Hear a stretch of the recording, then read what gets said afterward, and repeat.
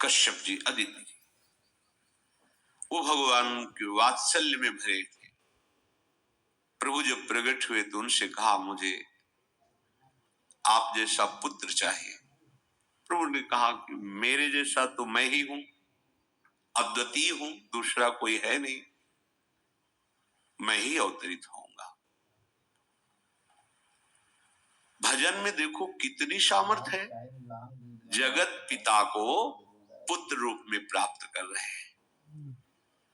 वही चक्रवर्ती सम्राट अवधपुरी के नरेश महाराज दशरथ जी के रूप में, जिनकी महामहिम अद्भुत सौभाग्य प्राप्त करने वाली तीन ये रानियां, श्री कौशल्या जी, श्री कैकेयी जी, श्री सुमित्रा जी।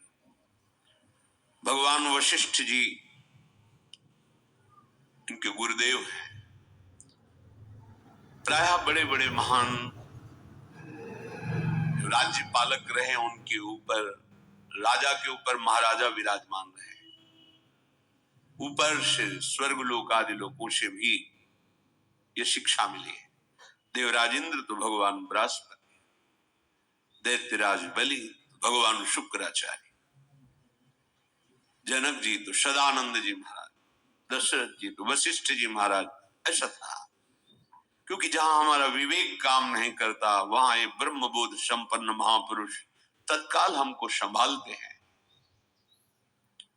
महाराज दशरथ जी के हृदय में प्रबल लालसा हुई कि अब अवस्था व्यतीत होती जा रही है, पर जो गृहस्थ धर्म का परम लाभ है वो तो हुआ ही नहीं। वशिष्ठ जी के चरणों में प्रणाम करके कहा, भगवान एक ही बात की असंतुष्टता है, हमारे कोई पुत्र नहीं है। वशिष्ठ जी ध्यानस्थ हुए, ध्यान में देखा और उनका, तुम्हारा जैसा सौभाग्य अन्य का किसी का नहीं हो सकता। तुम्हारे यहां स्वयं सच्चिदानंद भगवान श्री हरि अपने अंशों के साथ अवतरित हो रहे हैं। श्रृंगी ऋषि को बुलाया गया, पुत्रष्टि यज्ञ करी, उसमें साक्षात भगवान अग्निदेव प्रकट होकर के खीर दिया और कहा अपनी रानियों को पवा दीजिए। वशिष्ठ जी के आज्ञा के अनुसार उस खीर को दो भाग में किया। प्रथम भाग श्री कौशल्या जी को दिया, जो दूसरा भाग था उसके दो भाग किए, उसका एक भाग कैकेयी जी को दिया। अब जो एक भाग बचा उसके दो भाग किए और वशिष्ठ जी की आज्ञा के अनुसार एक माता कौशल्या जी को, एक कैकेयी जी को दिया। उन्होंने अपने हाथ से सुमित्रा जी को दिया। तो सुमित्रा जी के गर्भ से लक्ष्मण और शत्रुघ्न, कौशल्या जी ने जो भाग दिया उससे लक्ष्मण जी प्रकट हुए, जो रामचरण अनुरागी, अद्भुत अद्भुत हरि प्रेमी। शत्रुघ्न जी भरत चरणों का आश्रय लिए हुए राम जी का सेवन करते हैं। बड़ा रहस्य है, कितनी मर्यादा है। गुरु की आज्ञा से जहां जैसा विधान होना चाहिए वैसा, तो उस बड़ा मंगल शुरू। ये महामहिम जगत पावन करने वाली माताएं मानो अपने गर्भ में अखिल ब्रह्मांडों के स्वामी को धारण किए हुए हैं, जिनके गर्भ में अनंत ब्रह्मांड वास करते हैं, उन प्रभु को अपने गर्भ में धारण करने का अनुभव कर रहे हैं। महाराज दशरथ बहुत प्रसन्न है। ये जीवन का परम लाभ है। प्रभु हमारे कोई भी हो, माता पिता भाई बंधु सखा पति प्रीतम पुत्र, कुछ भी, ये तो ऐसे करुणामय कोई भाव रख लो और गाढ़ भाव कर लो तो आपको अनुभव कराने लगेंगे। जिस भाव से आप देखोगे कैसा सुख महाराज दशरथ जी को हो रहा होगा, जिनको गुरुदेव से पता है कि स्वयं भगवान पधार रहे। प्रतिपल इनके दर्शन करके कौशल्या जी, कैकेयी जी, सुमित्रा जी के प्रेम पुलकित रहते हैं। दशरथ जी, अहो भाग्य, साक्षात भगवान पधार रहे।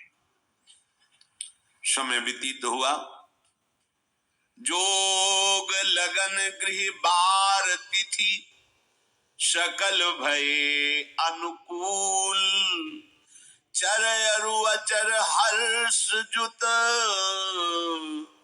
राम जन्म सुख मूल।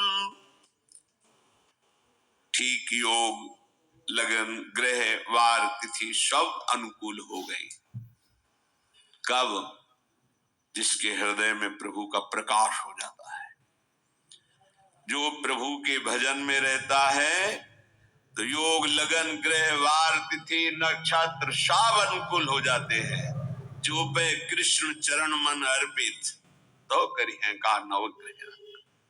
सब ग्रह नक्षत्र वार तिथि ये जितने भी विघ्न कारक या शुभ कारक है, ये सब शासन में रहते हैं। जिसके हृदय में भगवान नाम चल जिते विनायक शुभ अशुभ ये विघ्न करे नहीं कोई, क्योंकि भगवान का नाम चल रहा है, हृदय में भगवान प्रकाशित हो गए हैं, परमानंद अनुभव होता है। ऐसे भगवान जगत में प्रकट हो रहे।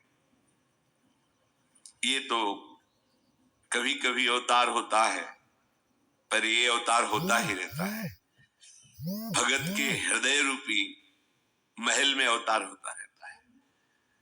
जो निरंतर भगवत चिंतन परायण अपने अहम को भगवान के चरणों में समर्पित किया तो भय प्रकट कृपाला यही हृदय में प्रकाशित हो जाते हैं।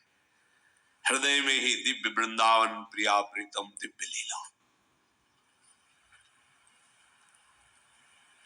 चैत्र का महीना, नौमी तिथि, शुक्ल पक्ष, अभिजीत मुहूर्त, ठीक दोपहर का समय 12 बजे